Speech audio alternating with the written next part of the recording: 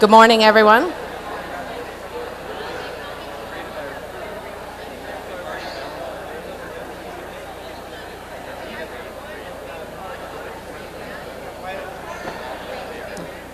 Good morning.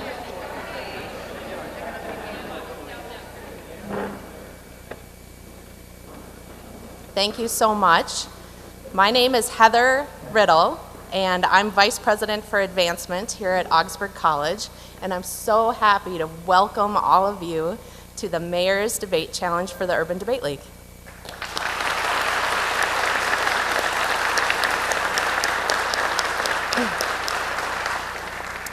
For a number of years now, Augsburg College has hosted the Urban Debate League here on our campus, so we provide offices and support to a program that provides debate programs across Minneapolis and St. Paul.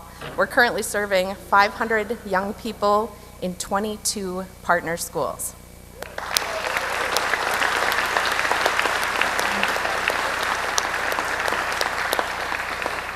And this morning, we very much appreciate that you've all given your time and are helping support this expanding program. I also want to thank Mayor Rybeck and Mayor Coleman and Commissioner Zelli for their time.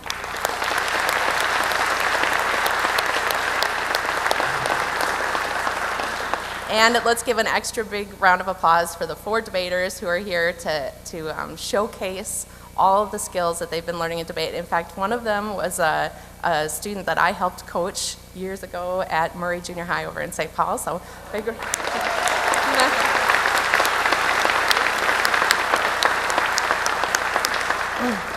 To introduce you to our debaters and the panel this morning, I'm going to invite up here Dean Eiler, who's an attorney at Gray Plant Moody and chair of the Minnesota Urban Debate League Advisory Board.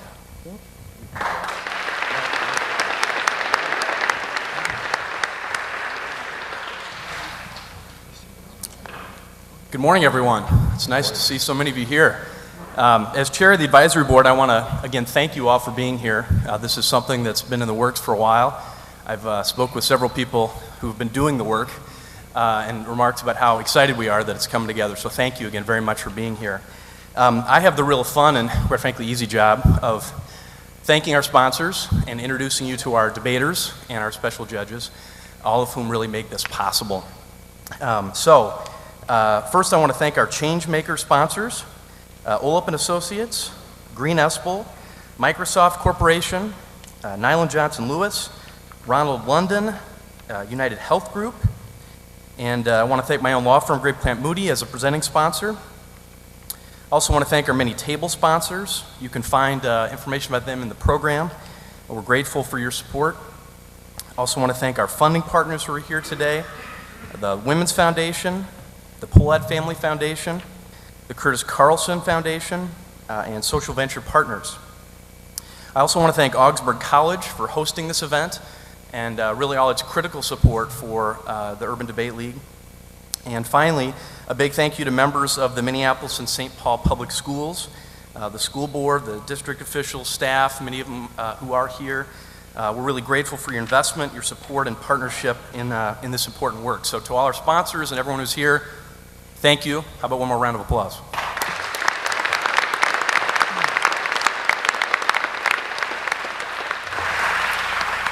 Now, onto our event.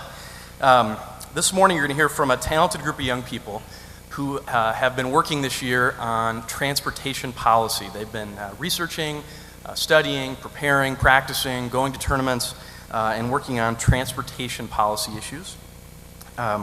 This is going to be a short version of the regular format. Some of you are very familiar with debate. Some of you are debaters here and coaches, and some of you are not. And so this is a little bit of a different version, and one I want you to know that they've worked hard on to prepare for you all this morning. The students, we say all the time when we go out and meet with people, really are the stars of the show, and I'm really glad that they could be here with us this morning. So let me introduce the students. From St. Paul, we have 2 from St. Paul, 2 from Minneapolis. From St. Paul, advocating that the federal government should take the lead in investing in transportation infrastructure. Blowerty Kofa is a freshman at Washington Technology, and Yassine Ahmed, a junior at Como Park High School.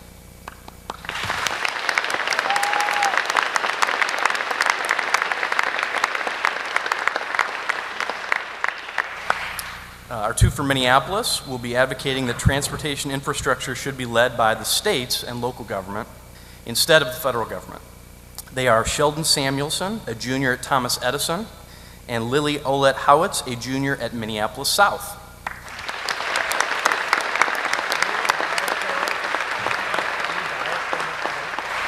I grew up in St. Paul. Now, to adjudicate this debate, we are very lucky to have the support of our two mayors and the Transportation Commissioner. And I want to briefly, maybe they don't need an introduction, but we're going to give them one anyway. Chris Coleman took office as St. Paul's mayor in 2005 after several years as a city council member, community and neighborhood leader. His leadership in advocating for revitalizing St. Paul's infrastructure, and specifically the Central Corridor project, has been a boon to St. Paul's economy. We're thankful to have the mayor here presiding as one of our judges. Please join me again in welcoming Mayor Coleman.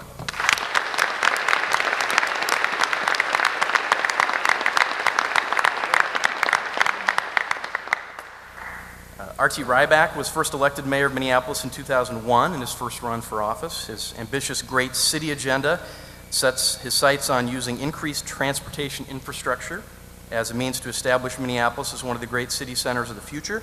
Please join me again in welcoming Mayor R.T. Ryback.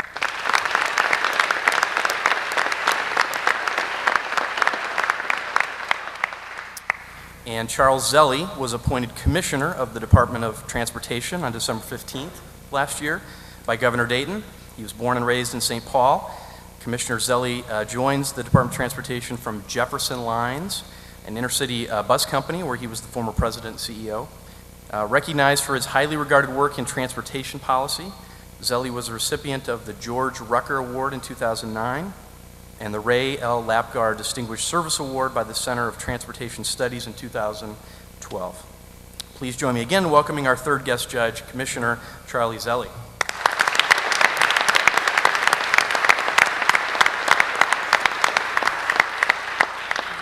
Now I'm pleased to turn over to our students for the debate.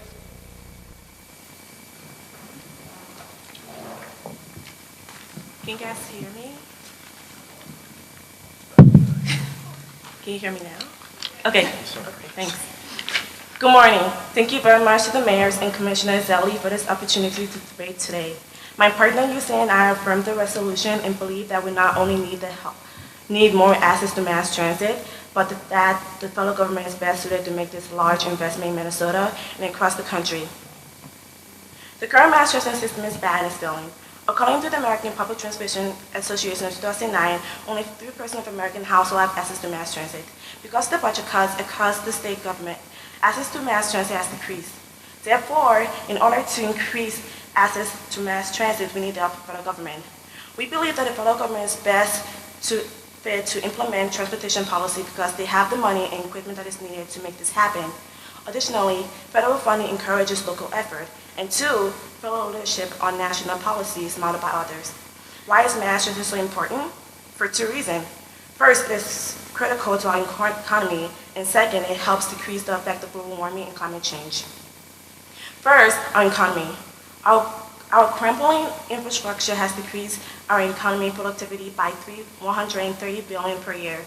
The problem is that people are having trouble getting to their jobs, and because of the lack of mass transit, lack of mass transit means people are unable to get to their jobs and work. No job equals no money. Difficult access to mass transit decrease the connection between producer and consumer. Additionally, the younger generation is dependent on mass transit.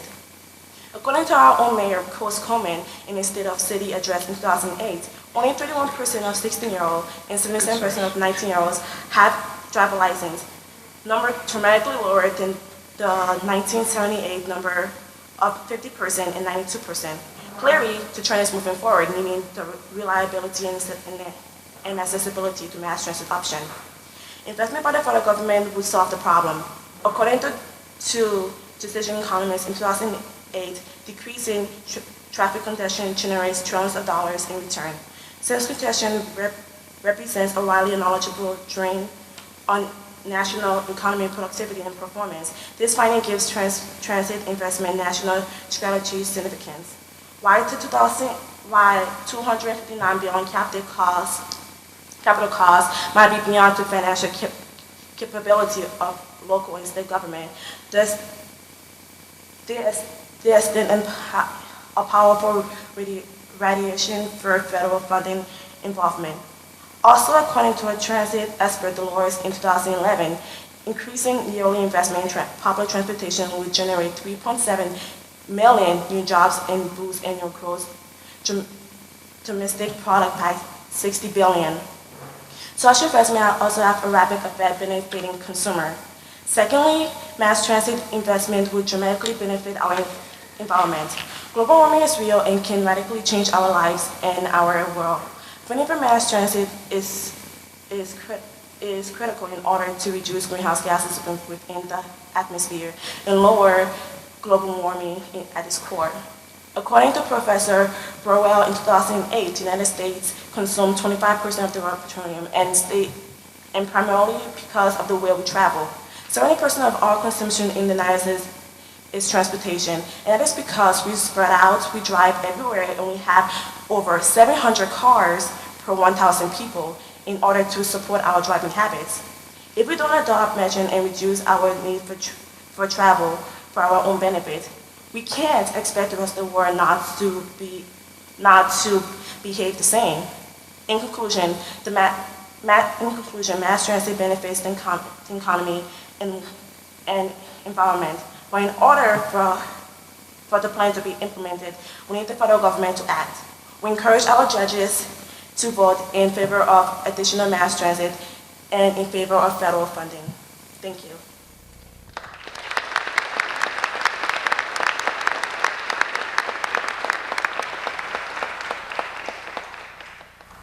All right, just to begin with, can you clarify exactly what policy you're advocating for the federal government to implement? We're advocating for the federal government to take initiative and to help expand mass transit within Minnesota. All right, and what are the benefits of your policy? Well, we have two benefits. One is economy, because we're creating jobs for people, and people are going to be able to, if people have jobs, they're able to make money, and this actually boosts our economy. And secondly, environment.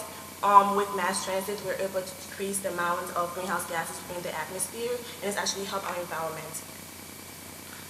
All right, and I heard a few reasons in your speech why you're citing we need the federal government, but what is your main reason why this has to be a federal action? Well, there's also two reasons for this. One is that the federal government has the money and equipment that is needed for this plan to be implemented. And two, the federal government, if we were to use the federal government, we're going to see more of a global effect where we're going to see other countries looking up to America we're going to see more of a global effect with people looking up to America and seeing what they're doing with their economy and with warming, and they're also going to be affected by this. So we're going to see more of a global effect than if we were to do a statewide plan, where it's only going to be state to state affected. And how exactly does a single policy like this affect global issues like climate change? First of all, is that the federal government is in charge of our foreign policy issues, and with this initiative, if the federal government takes initiative, first thing that happens is modeling. Other countries see what the United States is doing, and we'll try to do it. Two, we are a large user of fossil fuels, as was said in Blue's speech. And three, we don't want to come off as hypocritical, so we will be able to get the other countries to work towards reducing climate change. All right, thank you. We don't have any further questions. All right.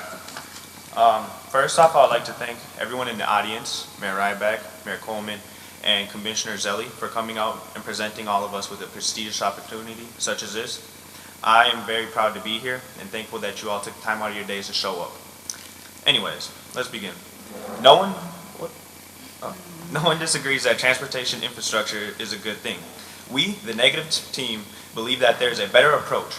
We believe that infrastructure investment should come from local and state governments for two primary reasons. First, federal spending is more wasteful and favors roads, not mass transit.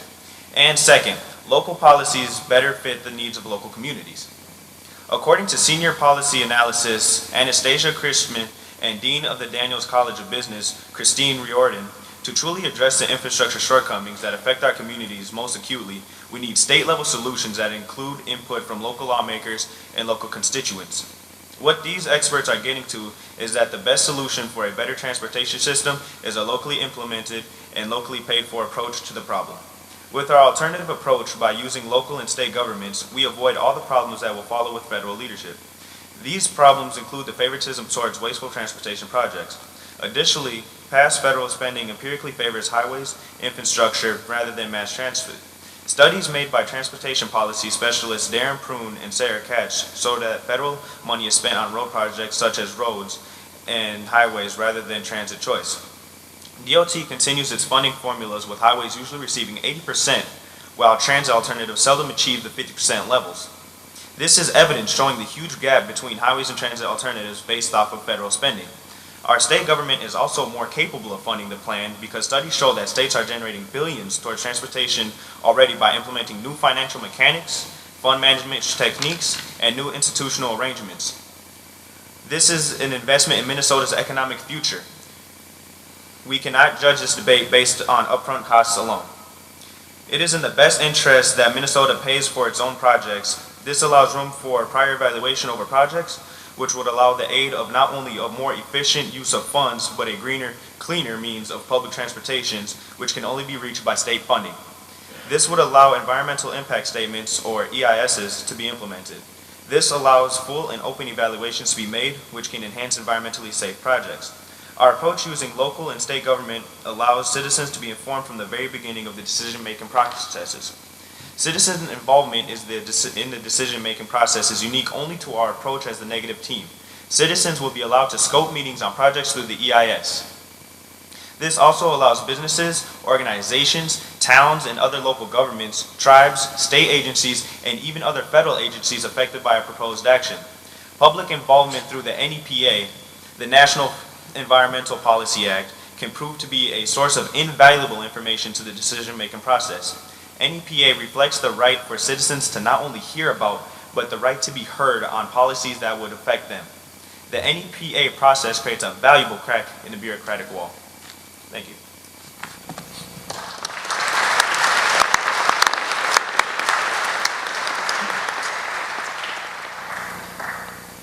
Okay. Can you please clarify what you guys' alternative plan is? So what I'm trying to say is with this alternative plan is that we're going to be implementing the same plan except for the federal government paying for it and funding it. We're going to have the local communities and the state pay for it, which will eventually end up into a better, cleaner city. When was the last time that a state-led initiative was successful in Minnesota or anywhere?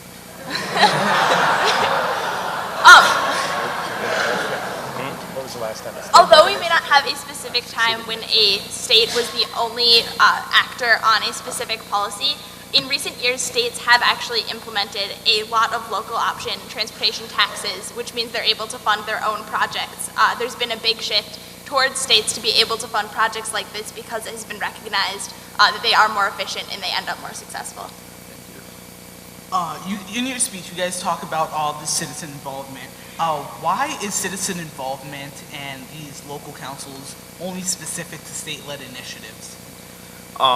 Great question, by the way. But it's unique to our plan because federal government funding and stuff like that allows only the viewing process and late decision-making of the process, while with us, we allow citizens to scope out meetings and all that other stuff right at the very beginning of the decision-making process.